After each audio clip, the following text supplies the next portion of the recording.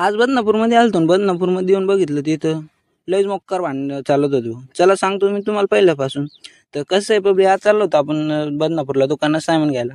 शिवमन मी निघालोच होतो बदनापूरकडं, पण आज लय ऊन लागत होतं भाऊ. मग काय आम्ही अकोला निकळकला माग सोडून डायरेक्ट इकडं बदनापूरमध्ये आलो.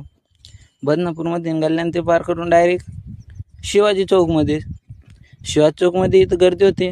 ते रिक्षावाला आपलं डायरेक्ट समोरून डायरेक्ट बोकांडी जाणत होता. मग काय याला साईड देऊ राहिलो आणि इथंच थांबायला, आणि पुढे जायचं काही नाव नाही. म्हणून आम्हीच निघालो पुढं. मग आम्ही इकडे डायरेक्ट हायवेकडे झालो. हायवे लिहून पहिले काम तर होतं रे, पहिले पेट पूजा करावं म्हटलं.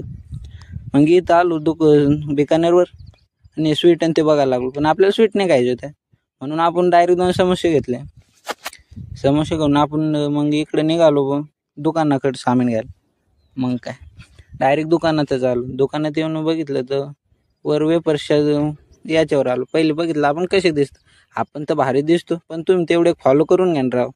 मग काय वेपर्स ते घेऊन आलो डायरेक्ट इकडं पेट्रोल पंपवरच.